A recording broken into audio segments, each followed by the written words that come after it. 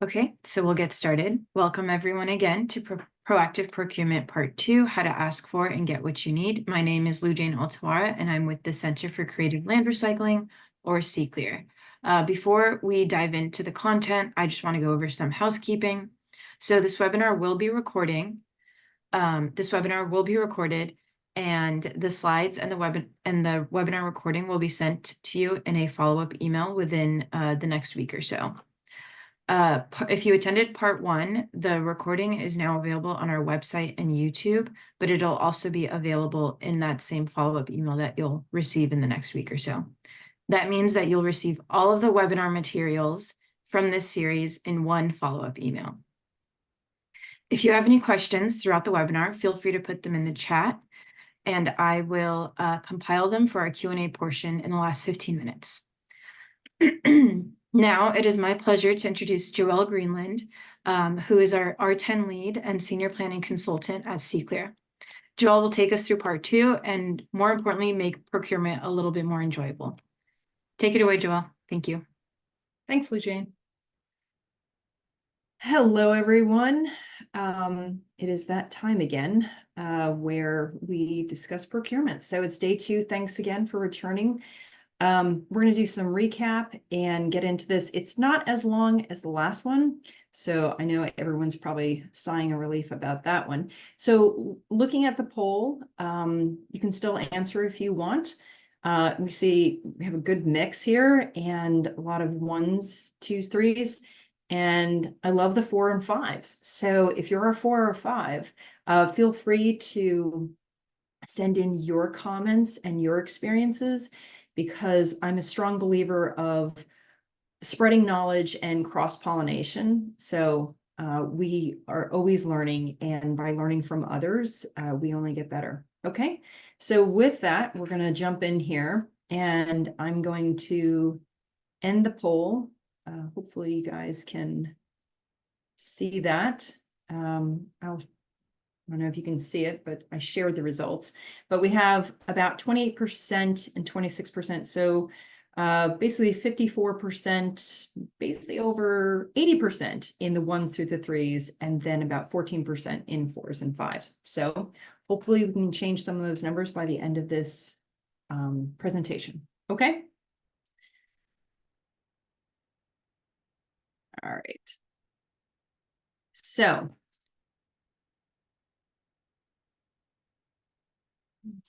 here. Okay, you already know who I am, but as Lou Jane said, I am a senior planning consultant with the Center for Creative Land Recycling. We do a lot of things. CCLR is the tab provider, technical assistance to brownfield communities in regions 9 and 10. Here's a map of all the regions of tab providers for EPA. And here's some of the services that Center for Creative Land Recycling offers. And if you're interested, please reach out. And there's some information as far as how to reach out to us. Okay. All right, let's get into this. So agenda day 2, we're going to first do a recap. If you did not see day 1, I urge you to first start there. And it is dense, so take your time. With these materials, I'll just say this in general. This is, I'm not an attorney. I don't play one on TV. And this is a culmination of my own experiences, as well as regulations, and just having lived in an EPA household, growing up in one, and having been in the brownfields world for over 30 years. The culmination of this knowledge, and again, sharing it with you. So thanks for coming on this ride. Day 2, we're going to do day 1 recap, and then we're going to go into the selection process, the best management practices of contracts, contractor roles, and contractors, the expectations, personnel changes, deliverables, the ripcord. I'll explain that later. Invoicing, payments, and ASAP. Hopefully, for those of you who are existing grant recipients of an EPA Brownfield grant, you already know what ASAP is, or any federal grant, you would know what ASAP is. The art of managing contractors, internal controls, and of course, we get into some successful grant management or procurement, which is what we're talking about. Okay, So day one recap. Again, I urge you to watch the video of the day one procurement webinar. We went over a lot of things, right? What is it? Why do we even do it? The guiding principles, what are the regulations, the laws, the policies, that three-legged stool of federal, state, and local, your internal policies and procedures. Of course, the OMB, Office of Management and Budget, the procurement clause that they had developed years ago, intergovernment agreements, requests for proposals, and RFQs. What are the differences? Why would you use one in different scenarios? Developing the all-important scope of work and the things that you should consider to get what you want and need out of a proposal. The evaluation and selection, the bid process. Okay, so we've done all of that. Okay, so now we're going to go over we're picking it up from the bid process, and this is day two. All right. So evaluation and selection. So first and foremost, we get back to that three-legged stool, right? So your evaluation procedures should be already written, right? We already know this from the Code of Federal Regulations, the Super Circular 2 CFR 200, which states that you must have written procedures in place about every method of procurement, okay? So you're also going to check those internal evaluation procedures, okay? If you don't have any, that's an issue right there, but you're going to make sure that you comply with those, as well as looking at what are the specific evaluation criteria that you're looking for, right? And then you're going to be, obviously, that would have been in your proposal to begin with. So the evaluation selection, you look at the evaluation that was in the proposal. You've put together that team that is unbiased, but still knowledgeable. And I've had teams that have had various backgrounds, right? Where you have people who really understand brownfields, you have people who understand economic development, community leaders, what the community wants, the project itself, even, public works directors, engineers, having a diverse group can only strengthen the evaluation process because it's going to bring in different perspectives. Okay. The facilitator, we talked about this being independent, non-voting, so that it's a blind evaluation, so that everybody is scoring the proposals independently of each other and then coming together with those scores. So whether or not you choose to do interviews, a best practice really is, why not, right? Throw it in your proposal as far as your solicitation, to say, we have the option, right? If applicable, we're going to do interviews, because that allows you that if there is a close call between scores, if you will, then you could have interviews. Now, I know, organizations and municipalities that always conduct interviews, right? And with Zoom and virtual, right, you could do them easily. However, it does take time, and it adds time to the process, and you may have a clear winner just with the proposals that are received. So that's why I always say, if applicable. You're going to average the scores. And so let me show you an example. This is just an example of what you could be doing or using, right? So you have in your solicitation, you would have the evaluation criteria. Remember how we talked about those going back to the guidance, right? And speaking of the guidance, because this question has come up, and thank you everyone for emailing, and you had wonderful questions. And one of the biggest questions that came up was that companion piece that was to the best practices guide. And I'll have those up again in this presentation. That guidance, that is just a guide, right? You don't have to do it. It's just a guide. No, that's not a misnomer. Okay. That is basically that companion piece was pulling out specific things regarding the competitive process. So when you're talking about the procurement clause, right, the competitive process, that is the fourth clause, that's the companion piece. The companion piece, because there were so many issues with the competitive process, and I mean out there with RFPs that had gone out that were non-compliant, many people were asking EPA for some more guidance, okay? And so that guidance came out to say, hey, look, here's some things that you should be, you know, just FYI kind of thing, like highlighted things that people kept messing up on, okay? One of them being the evaluation criteria, making it more restrictive, right? And so those were only pointing out, hey, look, maybe you should just say, instead of experience with brownfields grants, you're saying demonstrated experience with contaminated properties, right? Demonstrated experience with working with the public effectively, right? Things like that. So it's still open and free, okay? So just making sure that everyone is aware that those two pieces go together and that there's nothing, maybe we'll follow that, okay? That is not the case whatsoever. So read, and be aware of the musts and will and all those things, okay? So the criterias, so those criterias that I just talked about, demonstrated experience, the cover letter, the references, you know, in your evaluation, you would be putting them under the criteria 1, 2, 3, right? You'd list them out. You don't have to have 7 if you don't have 7, right? And then your rating score, whether that was 15 or 10, this is not made up. This is coming from your solicitation. The evaluation criteria was already there.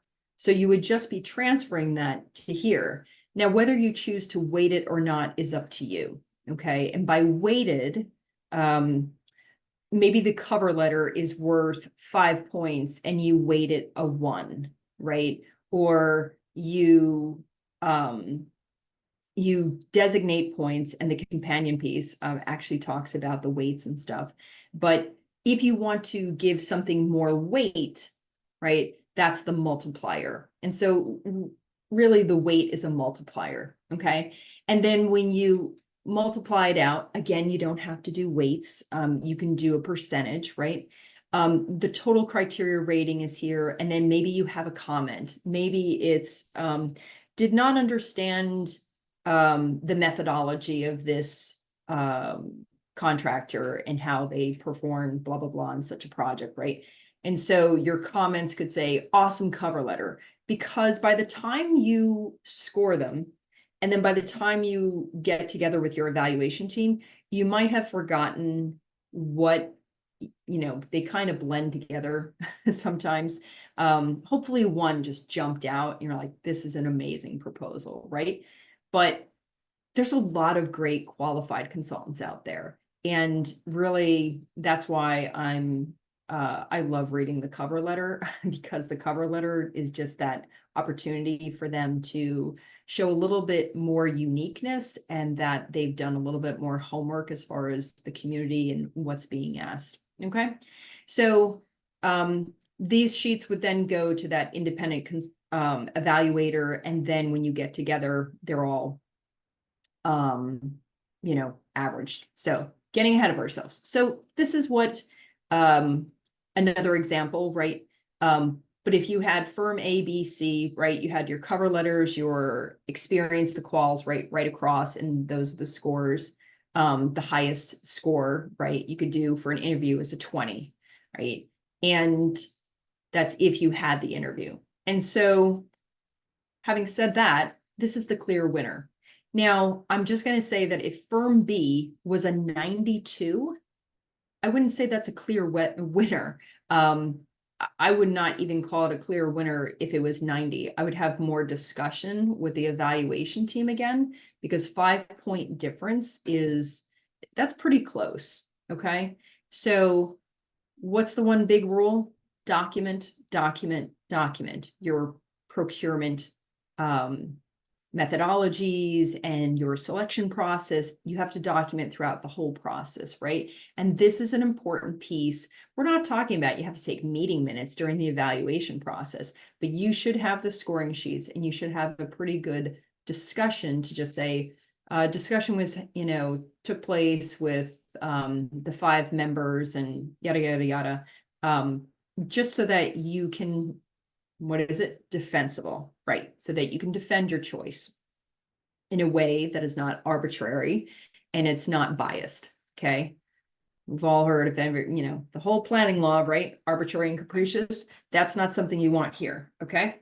So moving right along. Oh, right. So last but not least, do not forget that the firm that you pick, make sure that you go through SAMs. I know we talked about this last time, but the System for Award Management for debarment and suspension. You cannot select someone who is barred, okay? It's actually the report card system kind of thing. If you did something wrong, it's going to come up. All right, that's the evaluation. Okay, so now you've gotten through the evaluation, you've selected someone, and now's the time for contracts, right? Okay, so best management practices of contracts. Here they are. Again, is this tried and true and this and that? It's a culmination of years of doing procurement and contracts and working with contractors, whether it was federal grants, local grants, state grants, whether it was EPA or HUD or transportation, whatever wherever the money is coming from, right? Best management practices of contracts is simply the most, at least to me, clear and detailed contract language is a must. If it's ambiguous, it's always construed against the writer, right? So you don't want that. You want a well-defined scope, right? And objectives. We talked about that a lot in day 1 about the scope of services. Legal and regulatory compliance, always with contracts, a legal review. Please don't just use a contract and be like, well, we used this before. Just always check in with legal and just say, this is what's going out. I'm sure if you're in a municipality, it's got to go before your governing body, right? Whether you're, tribal council, city council, right? You just can't go out and hire someone, at least not with money. So performance metrics and reporting, very important. Invoicing, all these things. Change management, we'll talk about that. Communication channels, another very good thing. The execution, notice to proceed. A lot of contractors officially they want an NTP.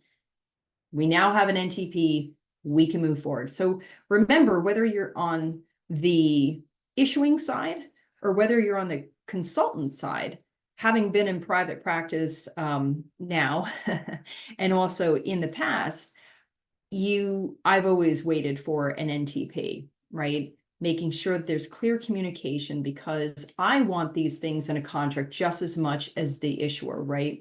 Because that just makes things, at least it makes the whole process smoother. Everybody's on the same page. There's no confusion. And if there is confusion, you talk about it, right?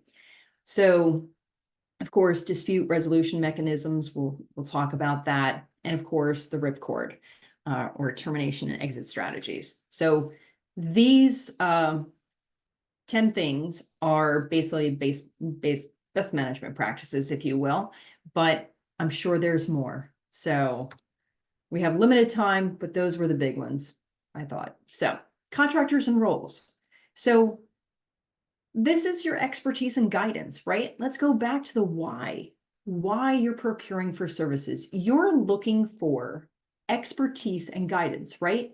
If you have the expertise and guidance in-house, why would you be going out, right? So you're looking for expertise.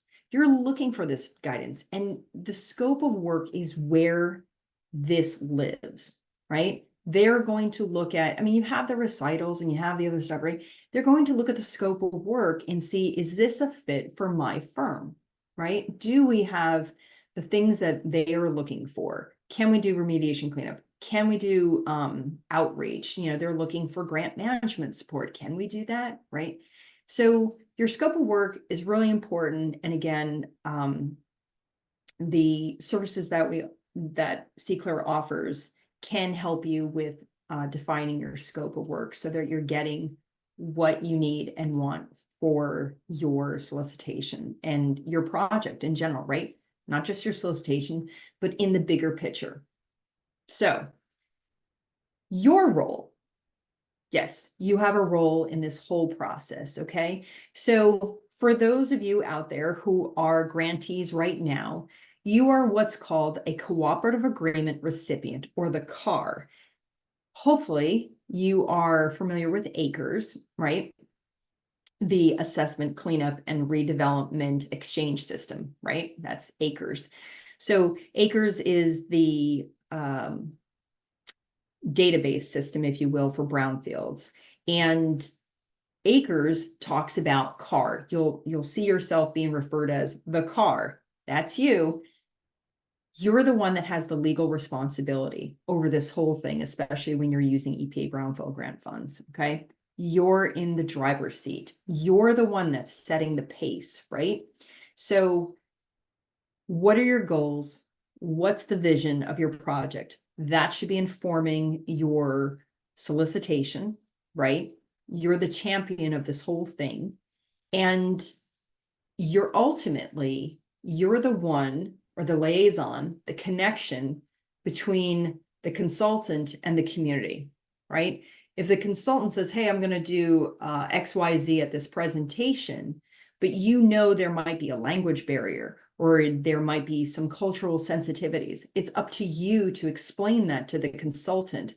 Hopefully they've done their homework too and have said, hey, are there any issues that we should be aware of when we're presenting? So should we have simultaneous translations? Should we have, you know, materials for the audience? You know, where should we hold it? Where's the best place to hold this, right? It's a partnership. And so your role is just as important. It's not just, hey, we're going to have a solicitation. I'm going to hire that firm and then it's on them, right? That is absolutely not what, at least that's not the essence of what procuring is about. Okay, this is a partnership and you're looking for a good partner. Okay, so SMART, everybody's heard of SMART expectations. Hopefully you've heard of SMART expectations, but they're down below, right? Specific, measurable, attainable, relevant, and time bound. If they're not, then that means there's going to be some ambiguity. Okay, so the clear understanding of, as far as the expectations, communication lines, I can't stress about communication lines. What and when to expect things, right? The efficiency of time and resources. So, you know, having SMART expectations, when you say that they're measurable or attainable, you know, if you're going to have something that is absolutely not attainable, right? Expectation. Yeah, you're going to get back to me within 1 hour of me reaching out to you. That is not attainable. Okay, that's not even really that's not very, it's specific, but is it attainable? So having SMART expectations, right? It builds respect, it trusts, you're building a relationship, right? And you have a stronger partnership as a result. So when you have, just make sure that when you go into a contract for the first time, especially with brownfields, that your expectations, check your own expectations, right?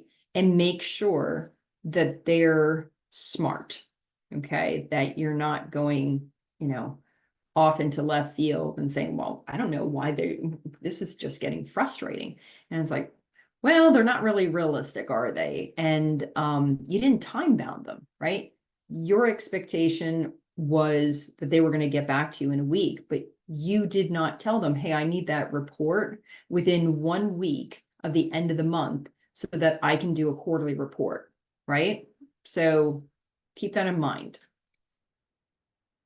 Okay, let's talk about personnel changes. So personnel changes when you're dealing with contracts or either way, right? Notifying people right away as far as key personnel. EPA also has a key personnel form that if you ever have a change in your key personnel, there's a lot of personnel changes here. Consultant side, your side, also with your work plan. It is required that if you do have personnel changes from the grantee, the CARS perspective, that you have to fill out a report and get that to your project manager ASAP. Okay. Not the automated system standard application payments, but ASAP as in as soon as possible. Okay, that's a requirement. So having the, if you have internal personnel changes with your consultant, whether it's them or you have to let them know, hey, we have a different project manager. Oh, we really liked that project manager. What's the background? What's their experience, right? So kind of things have now shifted, right? So internal communications is big, right? The what's your transition for personnel changes? As far as, are you thinking about succession planning? Is there cross training, right? So make sure that the personnel changes, if they do happen, that you look at your contract terms under, hey, if there's personnel change, you're going to notify us immediately, right? That there's knowledge transfer so that you're not paying for somebody to come up to speed on that consultant's team. Things happen, people move on from jobs. That's understandable. However, paying for that knowledge transfer is, something that you need to discuss. Okay. We've already talked about notifying EPA. Access skills, right? Assess skills. So you're just making sure, like I just said, does that person who's now coming in, is it the same level of experience that was already there from the person before? Open communication, I think this is, probably number one at the top of my list. Update the agreements if you need to, right? It talks about that change management stuff too. And the onboarding, like how would you onboard that person? The document transition is just, how would you transmit the various documents? Or if there is personnel changes, did that person have a certain set of documents that now we have to do some various transitions. So just be aware of the various transitions, knowledge transfer, communication, frequency, all that sort of thing, and how you would get them on board. So I love this quote from Sir Richard Branson that says, train people well enough so they can leave, treat them well enough so they don't want to. Okay. Deliverables and reporting. This is one of my favorites. All too often, we have expectations in our head about the deliverables and how they're going to be reported. So just make sure that you communicate what you want, right? One of the biggest things that I've seen often is somebody gets a deliverable in, say, InDesign, but they don't have InDesign. So you can't access the document or you can't make changes to the document. But if you don't say what format you want the end product in, it's nobody's fault, right?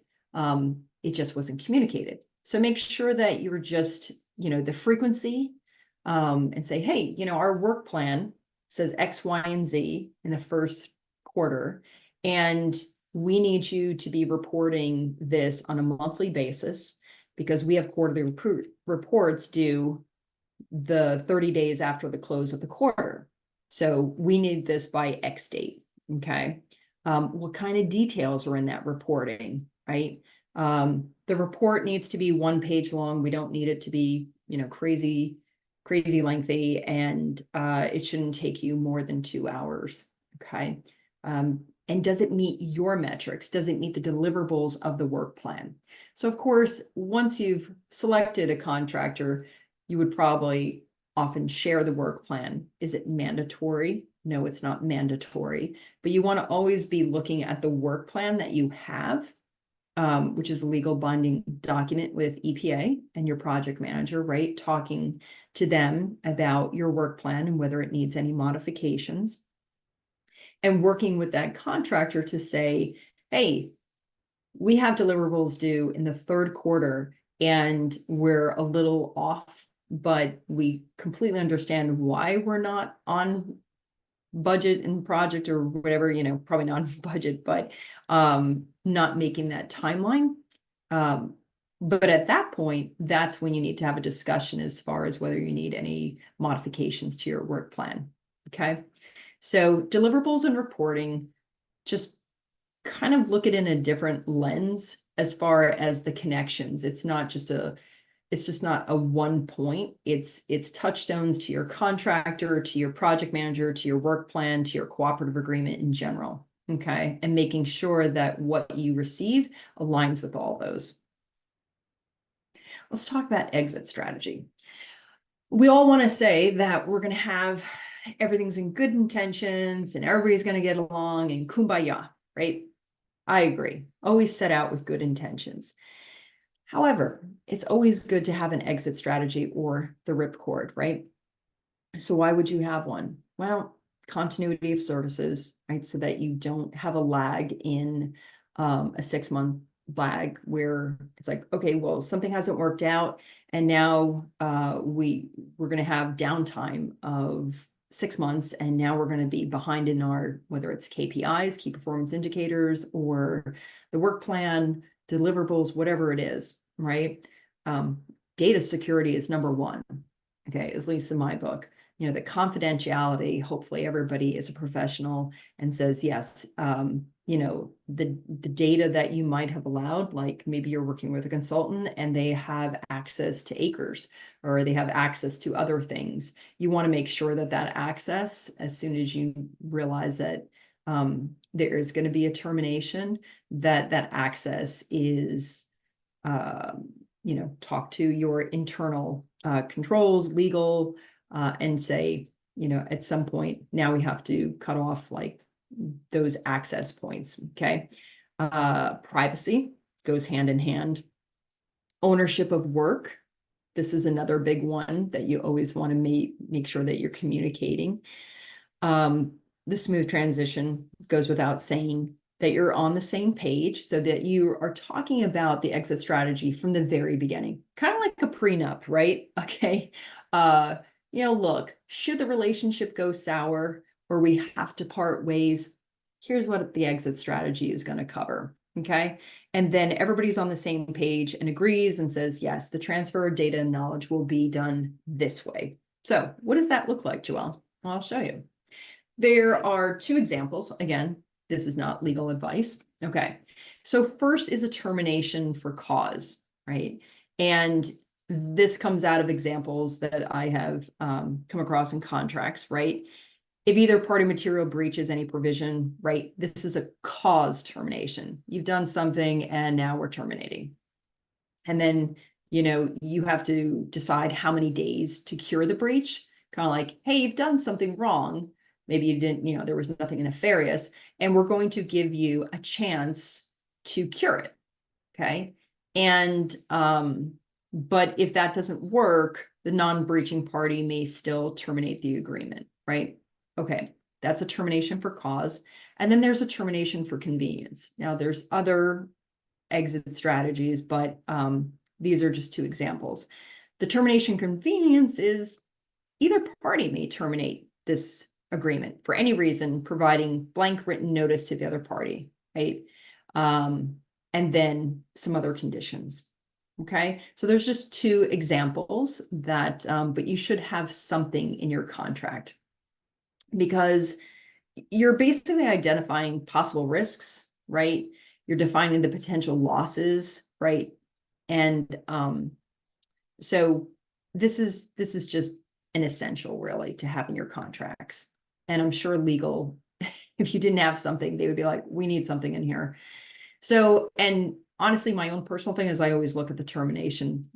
Whenever I'm given a contract between myself and another party, I always go right to the termination clause, because it's, okay, if I get in this room, how am I getting out?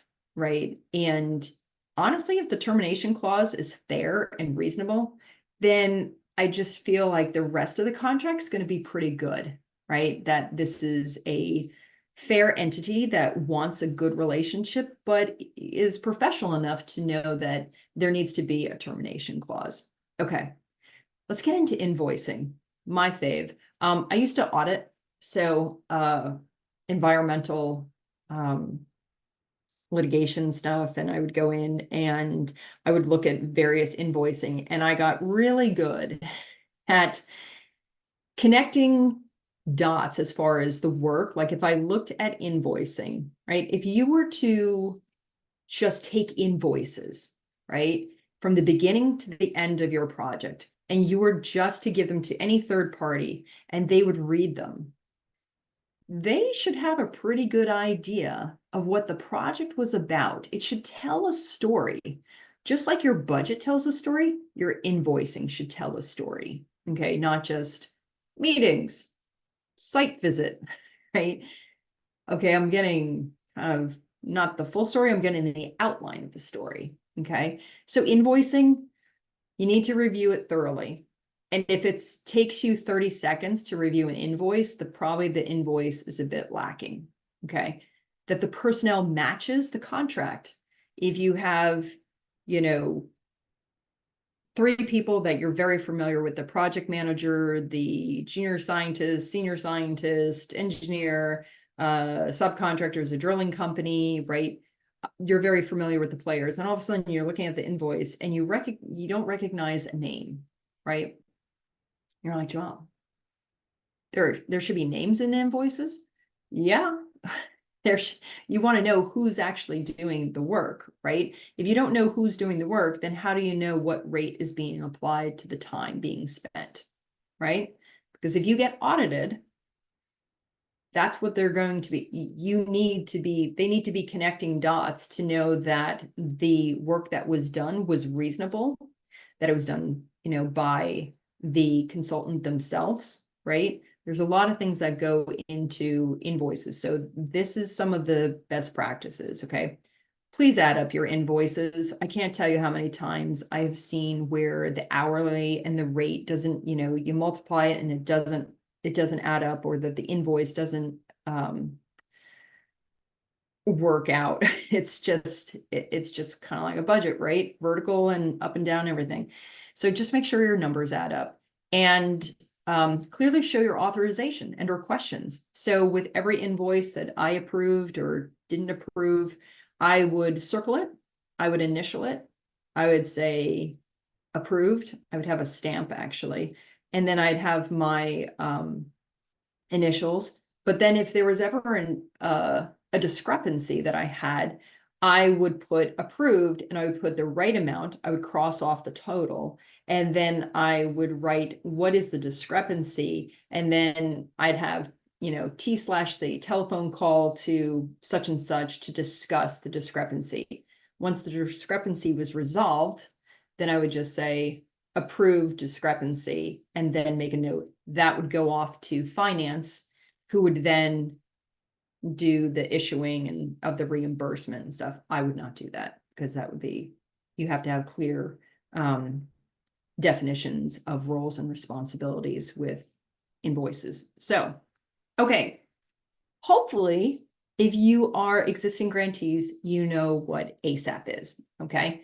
The automated standard application for payments. If you are a new grantee, you are going to be looking at the initial enrollment. So you have to enroll, and that's, please be familiar with the EPA policy. Again, anything that's in blue is a hyperlink. However, I believe after this webinar, Lujane had said that all will be in a companion piece, as well as all the resources and hyperlinks are going to be all in one place too. So the ASAP also has terms and conditions, right? And this is basically US Treasury.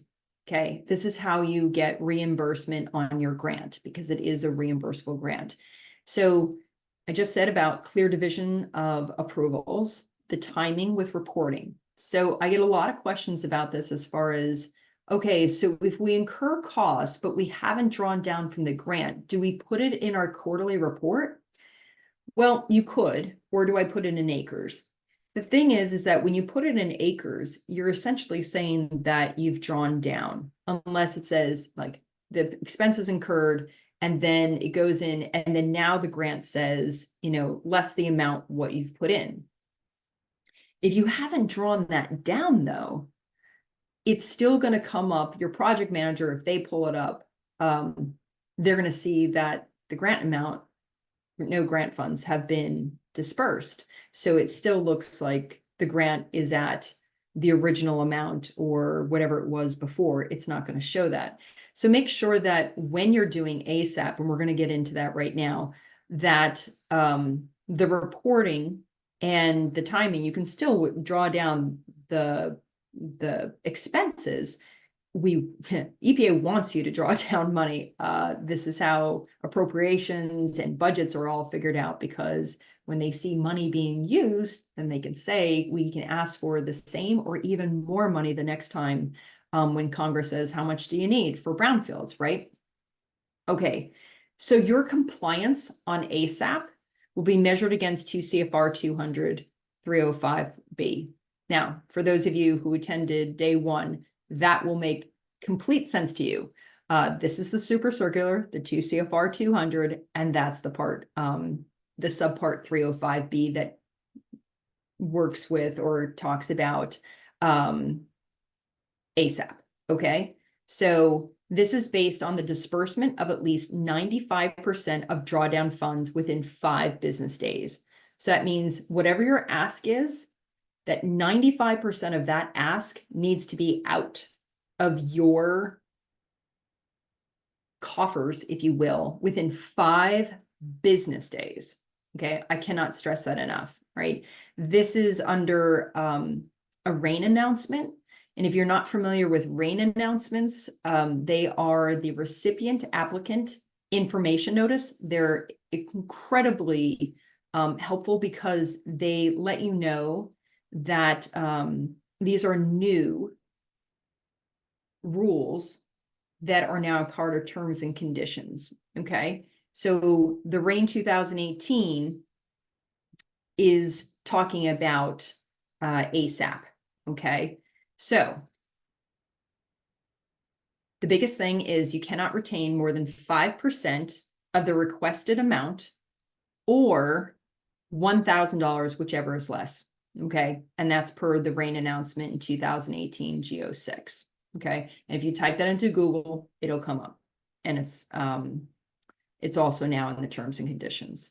So let's do an ASAP exercise. All right, everybody wake up. We're going to do an ASAP exercise. Okay, so go through this exercise, and I'm going to read it. It's only the slide that I'll read. Okay, you have $1 million cleanup grant. You receive a $100,000 invoice. All looks reasonable. Okay, it's all in line with your monthly reports. But your small municipality cannot cover these funds. So you submit a reimbursement request for processing to your finance administrator for $100,000 through ASAP, with the intention of remitting the funds to the contractor within a 5-day time frame. All good. The following day, your finance administrator advises you that the $100,000 has been received. Good job, okay? Because ACH through ASAP, it used to take a really long time. And now it is so dialed in that you can expect it within 24 hours. So this is a ACH payment, okay? And you're going to get it right into your account. So thinking that, oh, it'll take a couple of days or like that, do not make that assumption. These payments come in very fast.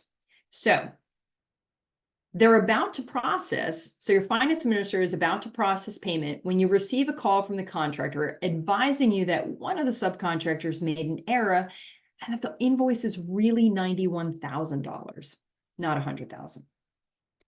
Okay, Do you have an ASAP issue? Think about it.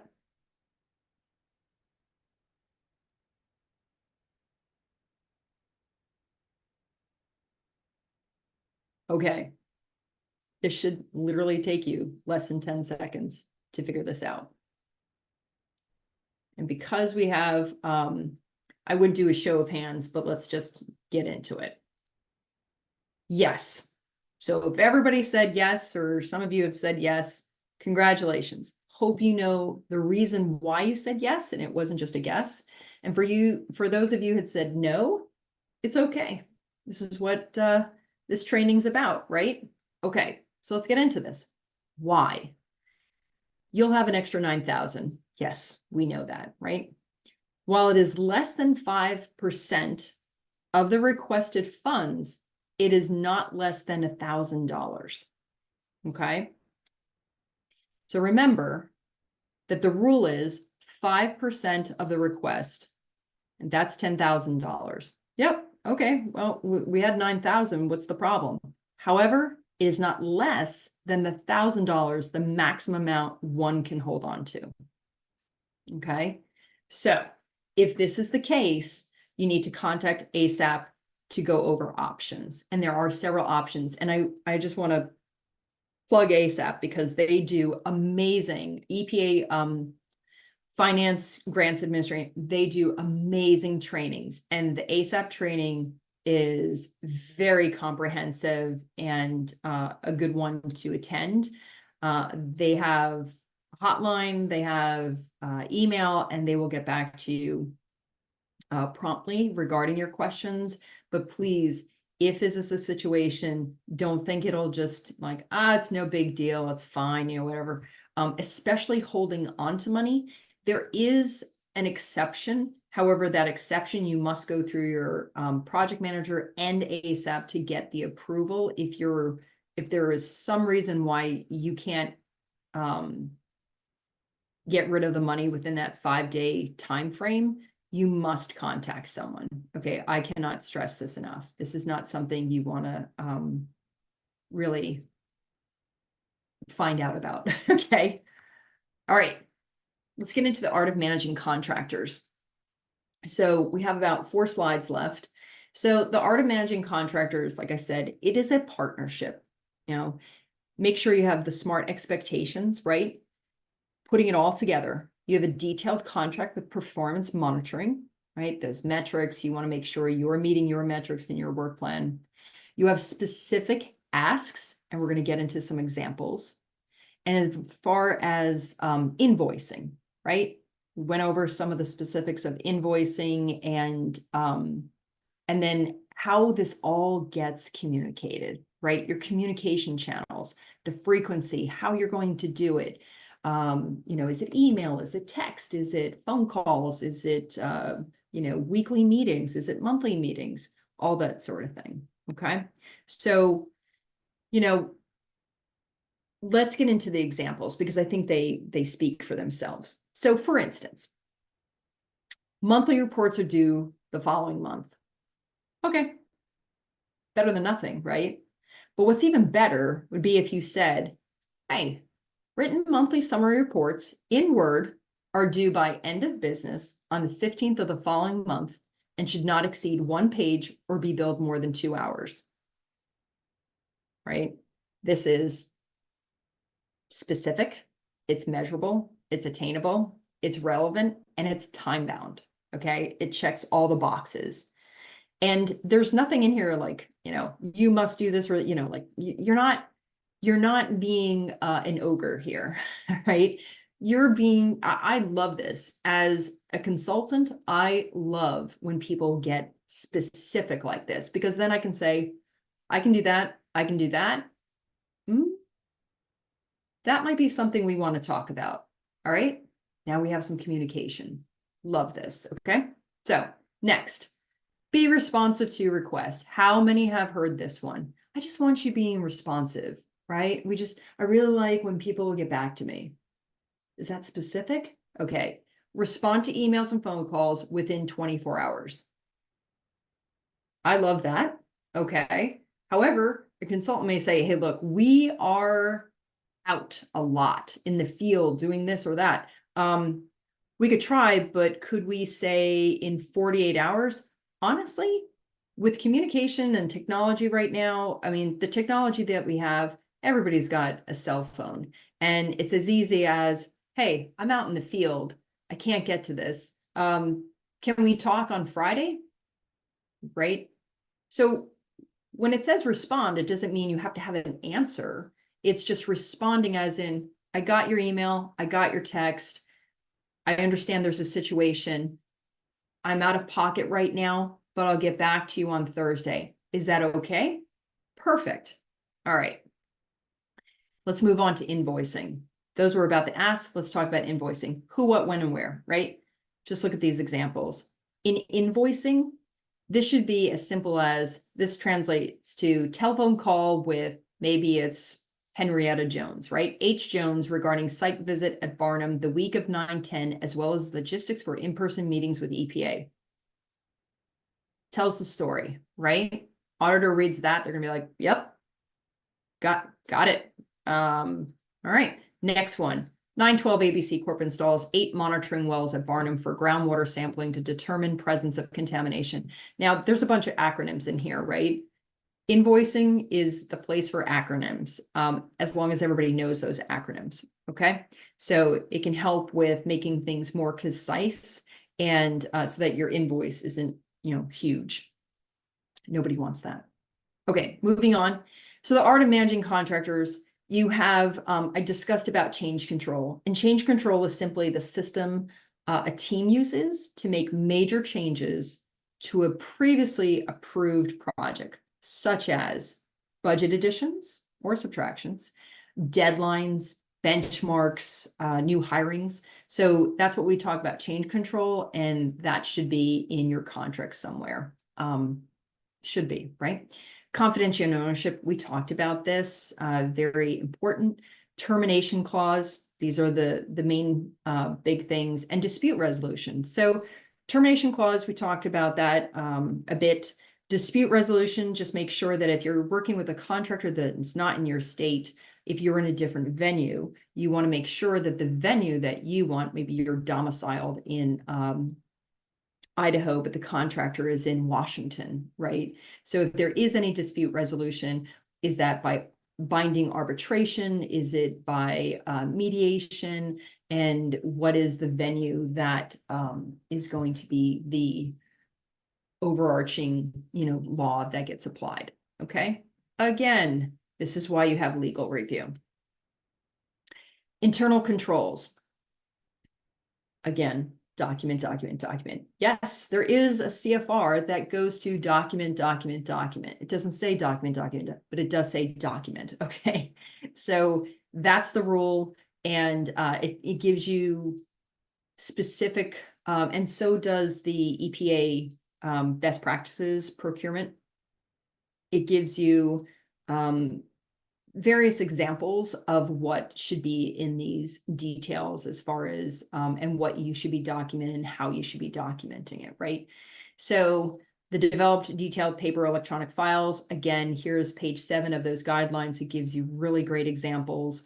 Have your solid team, make sure you all know your roles and responsibilities, make sure you're cross-training, cross-pollinating each other, right? So if somebody's out sick or somebody has COVID, right?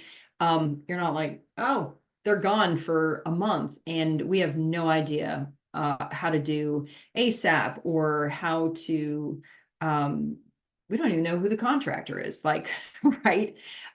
So succession planning is huge. So just make sure that you have, if somebody, there's a lot of staff turnover, make sure that you have a succession plan in place. So wrapping it all together, right? Proactive procurement, best practices, for this aspect of grant management with proactive procurement is this. Make sure you understand your why, right? We talked about this at length on day 1 as far as knowing what your why is. We want a community center and we have this brownfield, right? And that is your thread that will guide you throughout, right? Knowing your why will guide you through that procurement. the scope of work, okay? Know the origin of your funding. Is it federal money? Is it state money? Is it private money? That will then inform whether you need to follow the super circular, right? The 2 CFR 200 if it's federal awards. You then need to select your method of procurement, right? There's 5 methods of procurement under the 2 CFR 200. We go over those extensively in day 1. So go back and review that. Once you have selected the appropriate, right, method of procurement, you want to then go to the associated regulations, laws, policies, right, for each one, whether that's micro purchase, whether that's under the simplified acquisition threshold, right? You need to make sure that you know the associated regulations. The internal policies and procedures, or as we call them, P&Ps. What are your own internal procedures and your procurement policies? They need to be written. This is a requirement. So make sure you understand those. Draft the solicitation. If you know all that, you've gotten to now, I am ready to draft my solicitation. Is it an RFP? Is it an RFQ? Are you going to do an IGA with the state? Okay, so you're at that solicitation process. You're going to have a review, and you're going to make sure that you have legal review, your decision makers. Then you're going to go out, whether it's a bid process, whether it's an email. This is why I've said external dissemination, because if I had said go out for bid or publish it, there are certain methods of procurement that do not require publication. So just whatever is the appropriate way to disseminate it, right? Then you're going to go through your evaluation and your selection, and then you're going to have your contract, okay? And you're going to go back to all those good things about what you should be thinking about for best management practices for contracts, which are outlined earlier. So when in doubt, ask for help. Document. I cannot stress this enough. I've probably said it 4 times. And then what is next? What is after procurement, right? Okay, it's done. The contractor's gone, you know, whatever. What are the next steps? Is it another funding opportunity? Is it going back to the community? Is it vertical development, right? You're working with a developer. Hopefully you've already been thinking about that before, but it's not just a site, it's a project, right? How does it fit within the ecosystem? If you think about all that, you ask for help, you ask for others' help. Oh, please. And I cannot stress this. We did this in day 1. But if you ask for another person's RFP, or you see one off the internet and you take it and you're like, well, must be good. It must be in compliance since it's out there, right? Don't automatically assume. Okay, we've talked about this, but don't automatically assume. Make sure that you know the origin of that. Pick up the phone, call them and say, hey, I noticed that you had a, you know, an RFP last year. And did anybody help you with this? Did it come from a consultant at all, right? Just make sure that you know the origins of an RFP if you are copying it or using it as a guide, okay? All right, if you do all that, then you will reach success, okay? So I hope that the day 1, day 2, these webinars have helped you. We can take some questions now. And thank you so much for your attention and your willingness to learn.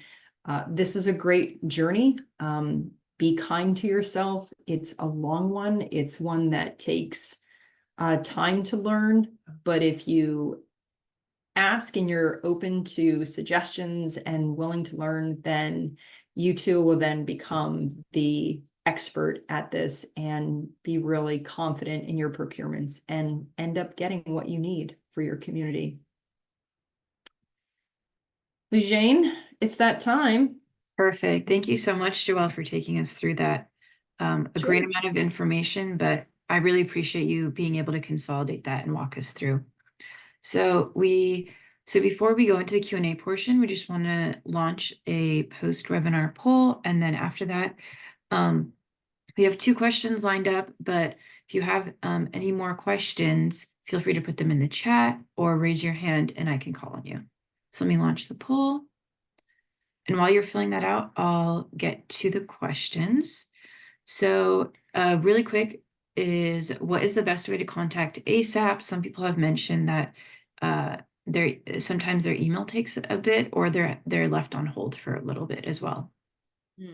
Okay. I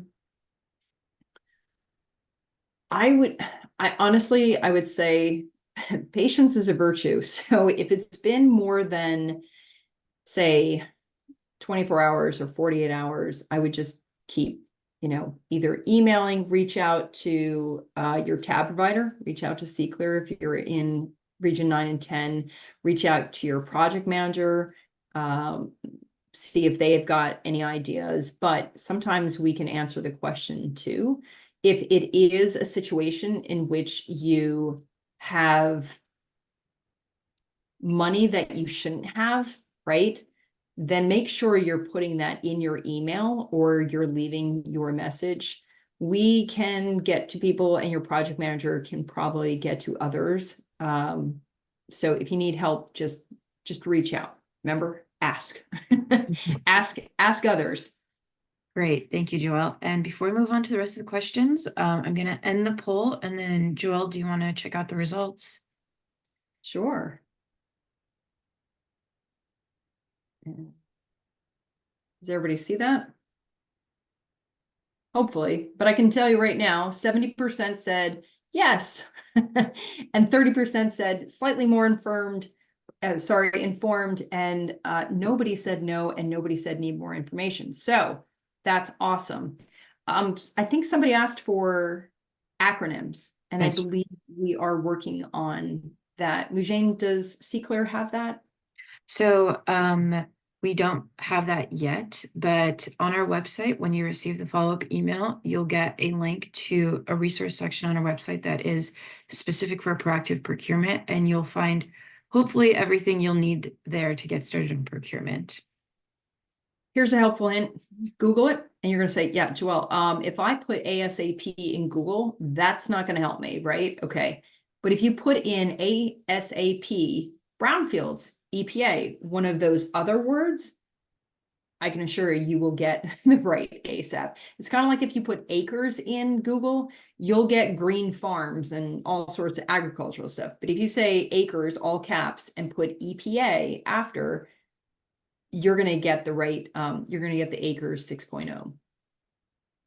Yeah, that's usually my go-to every time I need to look up something. Adding EPA or brownfields is very helpful. So one of our last questions is, what is your suggestion for ways to keep a consultant from running with it without pre-authorization? So that's like in the context of doing phase 1s or phase 2s without checking in. Yeah. Put it in the contract. Thou shalt not run away with, you cannot do any activity. No activity is approved unless in written form, right? So any activity, that's why communication is so important and invoicing is so important, because you can see what is being done, right? So if you get a consultant that basically says, we got this, you don't have to worry about anything, say, that's so nice. Thank you so much for making me feel like you're going to take care of us. However, I'm more of a proactive grantee, and I really want to be very much involved. And as the cooperative agreement recipient, we're legally liable for this grant and this money. So we want to be hands-on. We know you're going to do what you're going to do, but we want to make sure that you have next steps. So like, for instance, in your monthly reports, you're going to say, hey, what are the things that, we've discussed doing? And that's, you should have a kickoff meeting. Then after your kickoff meeting, you're going to have this monthly report, right? You've already talked about those things. And then in that monthly report, it should say anticipated next steps for next month, right? So then when you see that report, which is in the following month, hopefully within a week, right? You'll see what they're about to do and then say, hey, look at that. That's what they anticipated on doing, right? So you should have meetings, talking about the schedule. Like, we're going to be doing assessments. Well, what does that look like? Well, we're going to be doing phase ones. Oh, wait, we have to do eligibility requests, right? Yeah. So when you have that initial meeting with your project manager, you can also talk to them about that too and say, you know, because it is a team effort. The project managers at APA, and I think Terry Griffith is on here. Anyway, the great Terry Griffith from Region 10, Brownfields. She oversees all the Brownfield program in Region 10.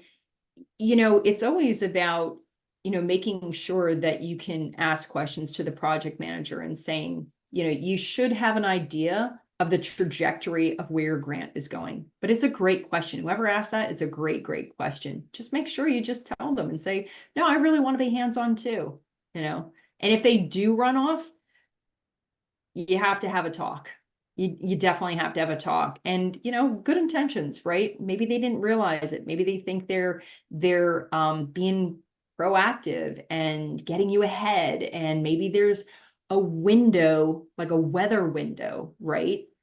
But they need to let you know that, hey, we need to do X, Y, and Z within the next two weeks because of a weather window, or we have, you know, saying communication is key. All right.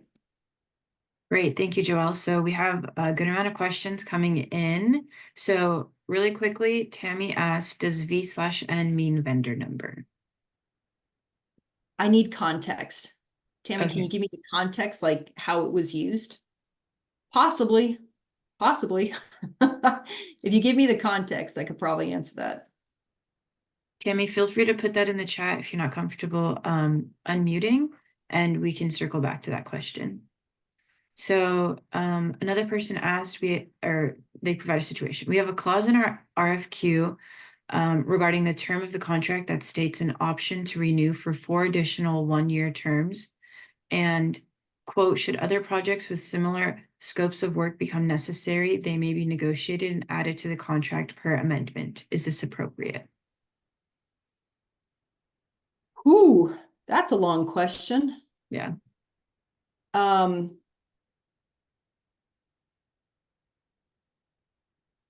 You have to be careful that you want to make sure that, again, that if you're adding work, as long as it can be considered as work that would have been included in the original solicitation. Okay. If it's outside of the work, the scope of work that was in the original solicitation, it could be seen as not competitively procured, right? And it's not carving out a separate contract. So you're still over, if the contract is for 350,000, it's over that simplified acquisition threshold. So just make sure that if I'm understanding correctly, if it's like, oh, you were only supposed to do 6 monitoring wells, but now you're saying that, no, you need 20 monitoring wells, stuff like that. That's still within the context. This is probably a bigger answer or response and needs to be a little flushed out. So I would say it's probably an offline conversation to follow up on. Happy to. Great, thank you, Joelle. Tammy is circling back to her question. She mentioned it's in a SNP policy 6.d.I. Okay. My rule of thumb is that when anybody gives me that kind of thing, I need to look it up before I'll do an answer. So I'll look it up and we'll get back to you. That's the other thing, guys. It's okay if somebody puts you on the spot or something and asks you for an answer and you don't know it.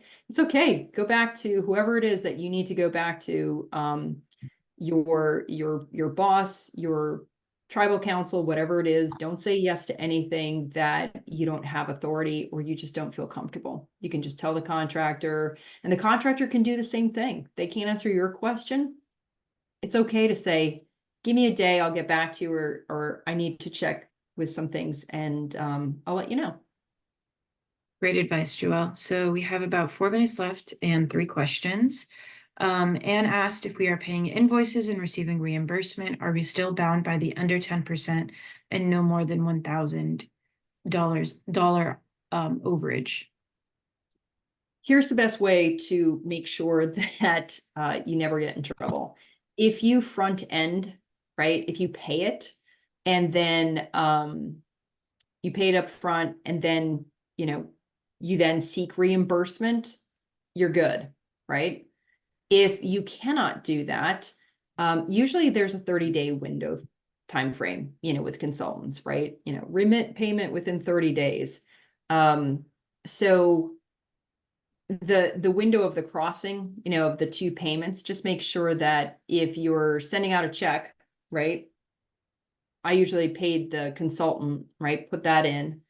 And then that I knew it would take a while to get through finance. They'd be like, yeah, we'll get a check out or, whatever payment in like 2 weeks or whatever.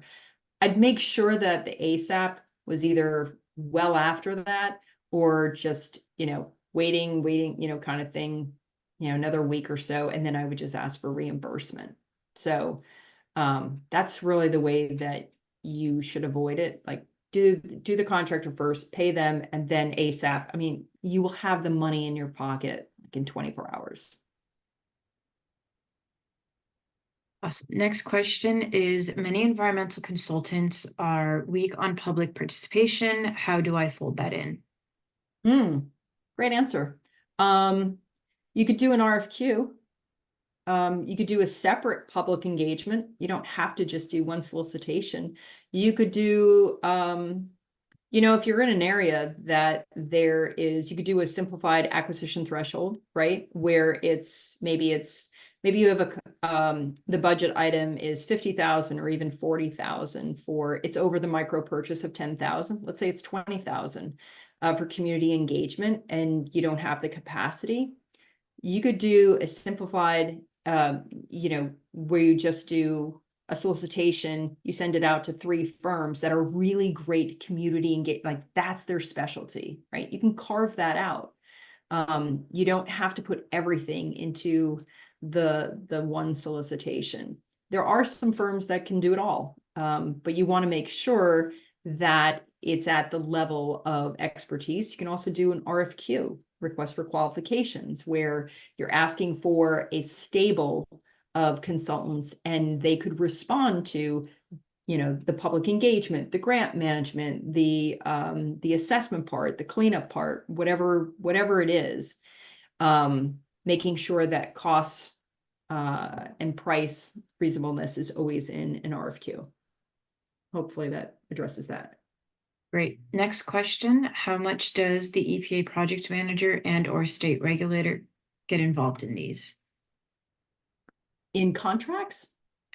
I believe so. This was an anonymous question, so I can ask for clarification. That's fine. Yeah, I would say this. It is not a requirement. However,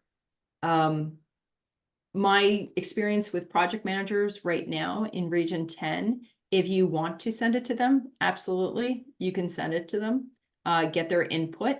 Some project managers will tell you right off the bat in the orientation meeting, hey, I'd love to see any RFPs. If they have a question, they're going to send it to grants management, maybe even to EPA legal. So you can always ask the project manager. But if you're asking me, is it required to send these contracts, the solicitation to, you may be asking the contract between the municipality, like the party between the two parties. No, EPA is not a party to those contracts. So just I don't want to speak for EPA, but a contract is between, parties. And so the parties that are involved with that contract are the ones that review those contracts, right? The lawyers for each one of the parties. So if you're asking, hey, EPA, what do you think about this contract? I'm not sure if EPA will respond because you can always ask a question to your project manager because they'll say, well, we're not a party to that contract. They might give you some advice, but if you're talking about the solicitation, you can always ask your project manager if they would review it. Thank you, Joelle. So we're at time, but we have one more question. If you're able to stay on, thank you. If not, totally understandable. Last question is, are annual reviews of billing rates standard? Say that again? Are annual reviews of billing rates standard? Are annual reviews of billing rates standard? Standard to who? Standard To procedure? standard procedure?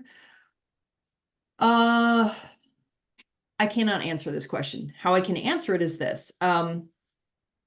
When you do your solicitation, right, cost price reasonableness is always has to be involved, especially with competition and with the competitive method of procurement, right? And it's just good practice in others too.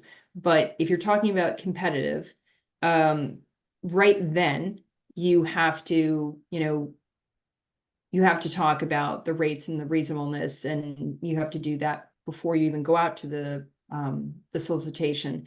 However, if you're talking about, hey, now the contractor is saying, it's inflation. All of our rates have now gone up by 3% or 5%, right? First of all, you should be addressing that in the original contract, saying these are the rates that will be applied for the entire duration of the contract, or you negotiate what those rates would be and making sure that they're reasonable, right? Not like, hey, they went up by 50%. Is that reasonable? I don't know. You'd have to look up the industry standards. But that's something that you should talk about in the contract from the very beginning, because you're right. Some of these contracts, right? Some of these grant agreements are 5 years, right? An RLF, multi-purpose. So 5 years is a long time. So talk about it in the contract as far as the rates and how that will be addressed. Thank you, Joelle. So that was our final question, and we thank you all for being able to stay a couple minutes over and for taking the time to attend this webinar. So as we mentioned earlier, this webinar will be recorded, and all webinar materials from both part 1 and part 2 will be sent in one follow-up email, and you should receive that within the next week or so. There's also an evaluation survey that will pop up after this webinar ends, so we would really appreciate your feedback. Thank you all so much for joining us today. Have a good rest of your day. Bye, guys. Don't forget your quarterly reports. Great reminder, Joelle. Goodbye, everyone. Thank you.